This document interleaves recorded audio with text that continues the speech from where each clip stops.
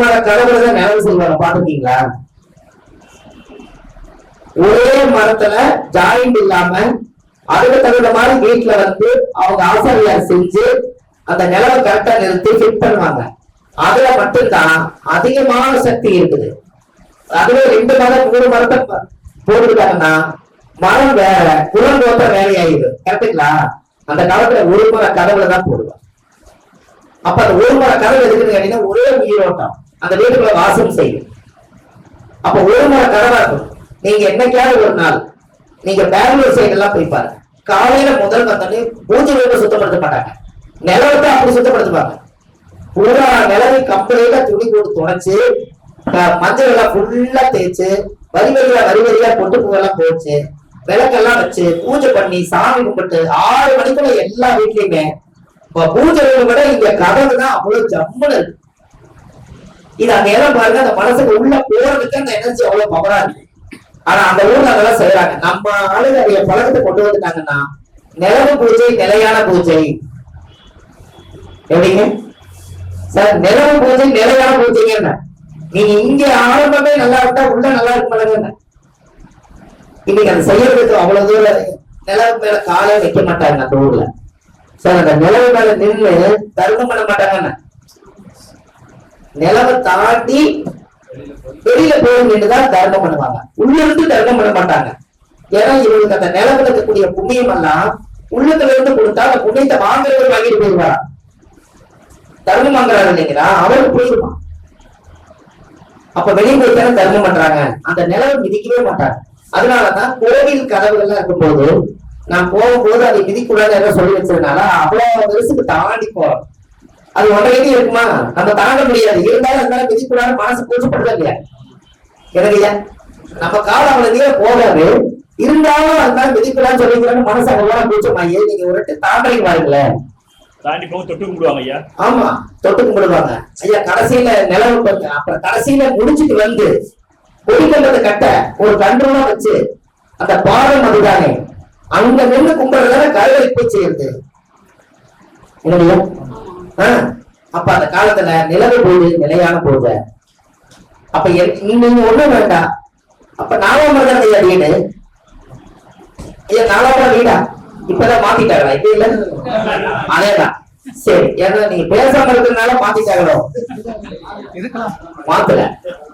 4ஆம் மரத்துல சனி இருக்குன்னு வச்சுக்கோங்க. அந்த வீட்டுல வாஸ்து தோசம் ஆட்டோமேட்டிக்கா வந்து சனியில குறைவே இவ்வளவுதான்.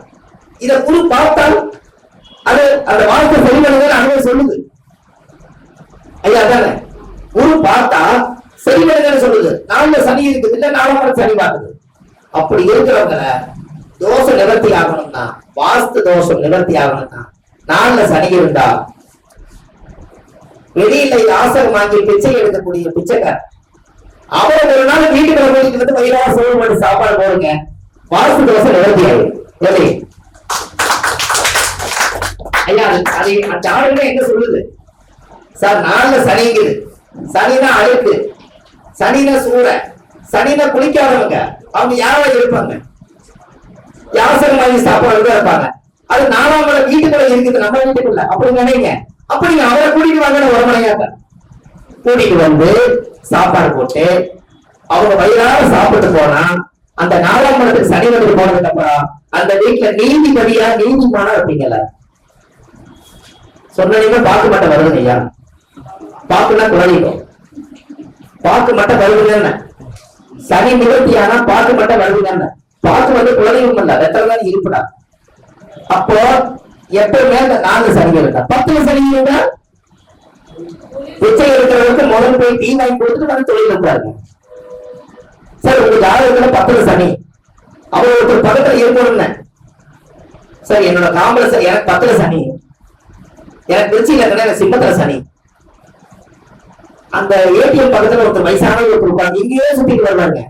பொழுதானா நிறைய பேக் எல்லாம் வச்சுக்கிட்டு ஒரு ஓரமா வச்சுட்டு அந்த ஏடிஎம் கட்டி பார்த்துருக்கேன். ஆனா தொழில் ஆண்டை முறையத்துல நல்லபடியே போகுது. அவரை விரட்டி அடிச்சாங்கன்னாக்கா எனக்கு பிரச்சனை.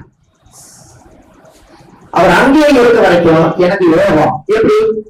நான் தொழில் செய்யும் இடத்துக்கு கீழே அவருக்கு அந்த இடம் கிடைச்சிருச்சுன்னு அவருக்கு எடுத்துக்கிறாரு. நம்ம பரிகாரம் பார்த்தா எனக்கு யோகம். சார் சொல்லுங்க. அவருக்கு நீங்க ஏமாந்து டீ வாங்கி கொடுத்தாலோ சாப்பாடு வாங்கி கொடுத்தீங்கனாலோ தப்பா போயிடும். அவர் இயற்கையாவே ஆண்டவன் உணவு விட்டுருக்கான். நம்ம ஏதாவது கொடுத்து நம்ம ஏதாவது தப்பா பாக்குறாங்கன்னா இல்லாத விபரீதமானது நினைச்ச கூடாது.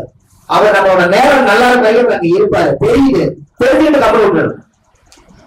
எதுவுமே பேசக்கூடாது. எங்கேயோ சுத்திட்டு பொழுதான வந்து கரெக்டா அந்த காம்ப்ளெக்ஸ் நீட்டா காம்ப்ளெக்ஸ் கார் பார்க்கிங் கூட இருக்குது, ஏடிஎம் பக்கத்துலயே இருக்குது. அங்க அவர் மாடு கட்டுக்குவாரு. எங்கேயோ போய் சாப்பிட்டு வந்து 10 காலையில பார்த்தா காண போயிடுவாரு. அப்போ நம்ம ஜாதகத்துல 10 சனி இருந்தா பிச்சைக்கார கொண்டு தொழில வைங்கன்னு சொல்லுது. ஆனா ஆட்டோமேட்டிக்கா அந்த காம்ப்ளெக்ஸ் வந்து கருத்துட்டாரு, தொழில நான் வேலை செய்யறேன். அப்ப இந்த கிழமை வேலை செய்யறேன் இல்லையா சொல்லுங்க. இப்படி எல்லாம் நீங்க யோசிக்கல சார். லட்சத்துக்குள்ள ராகு 7ல கேள்வி இருந்தா என்ன தோஷம் ஐயா சொல்றீங்க? ராகு தோஷம் அதெல்லாம் நம்ம சொல்றோம். முதல் லட்சத்துக்குள்ள ராகு 7ல கேள்வி இருந்தாலே ஒரு பொண்ணு கல்யாணம் பண்ணிதுன்னா முதல்ல அந்த வீட்டுல இருந்து வாடகை வீட்டுக்கு போக சொல்லுங்க. என்ன கல்யாணம் ஆக வரைக்கும் சரி இருங்க சொல்றேன். கல்யாணம் ஆகாம இருக்கிறவங்களுக்கு முதல் வந்து அவங்க வாடகை வீட்டுல போய் கல்யாணம் ஆக வரைக்கும் கொஞ்சம் இருந்து போட்டு கல்யாணம் ஆனதுக்கு அப்புறம் அந்த வீட்டுக்கு வர சொல்லுங்க. அவங்க வாடகை வீட்டுக்கு போக சொல்லுங்க. சொந்த வீட்டை விட்டு வாடகை வீட்டுக்கு போறது ரொம்ப கஷ்டம் தானே, இருந்தாலும் போக சொல்லுங்க. கல்யாணம் அது என்ன காரணம்? இன்னொரு லாஜிக் சொல்லுங்க. வெரி குட், அம்மா சொல்லிட்டா, கை தட்டிருங்க. ராகு வீட்டுக்கு சொந்த வீடு இல்ல, நீங்க நகரத்துக்குள்ள ராகு வீடு இருக்குது. அப்ப என்ன ஆகும்? பத்திரமான கிரகம் வைத்தறிச்சல் கொடுக்கும். அப்ப நீங்க ராகுகளுக்கு சொந்த வீடு இல்ல, உங்களுக்கு ராகுகள் தோஷம். நீங்க சொந்த வீட்டுல இருந்தா சொந்த வீடு தான் பிளஸ், வாழ்க்கை மைனஸ். நீங்க வெளியில வந்துட்டீங்கன்னா இறந்துட்டால் மறுபடியும் ஒன்று உருவாகும். எப்படி ஐயா புரியுதா? இது எல்லாத்துக்கும் கொஞ்சம் கஷ்டம் தான். ஆனா இருந்தாலும் இறந்து மாட்டிட்டா அவங்களோட தோஷம் பத்தியா. நான் போன மீட்டிங் அம்மாவுக்கு தெரியும் நினைக்கிறேன். போன மீட்டிங் சேலத்துல நடந்த மீட்டிங் சொல்லணும். காணா போறவங்களை பத்தி சொன்னா யாருக்கும் அம்மா உங்க சொல்ல காணா போறது சார். காணா போயிட்டாங்கன்னா நேரம் நீங்க எங்க போடுவீங்க? நீங்க ராகுகேது கோயில போய் காணா போனவருக்கு அர்ச்சனை பண்ணி போனவங்க வீட்டு திரும்பி வருவேன். ராகுகேது மக்கள் தானே,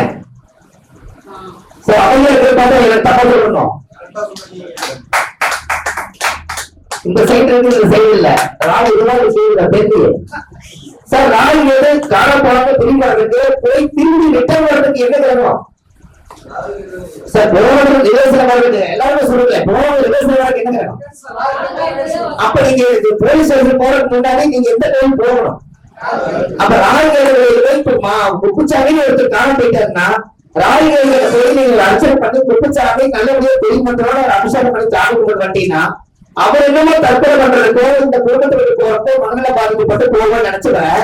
நீங்க இங்க போய் சாமி கும்பிட்டு போயிட்டீங்கன்னா அவர் போனவரு அர்ச்சனை பண்ணும்போது மக்களா மறுபடியும் நம்ம போகிறதுனால பழம் வீடு திரும்பி வந்துருவாங்க. எப்படி ஐயா சொல்லுங்க. மனசு மாறிடுவார். ராகுக்கு எது மக்கர கிரகம் சார். ராகுக்கு எது மக்கர கிரகம்? மக்கரமான கிரகம் வைத்தறிச்சல கொடுக்குமா? அந்த வைத்தறிச்சல்னால நான் வீட்டை விட்டு போறேன்னு புரிஞ்சுட்டு போறான். கேட்டீங்களா ஐயா? சுத்தர மக்கரமான என்ன சொல்லுவாங்க ஐயா? ஐயா சுக்கர மக்கரமான என்ன ஆகும்? ஒரு ஆணுடைய ஜாதகத்துல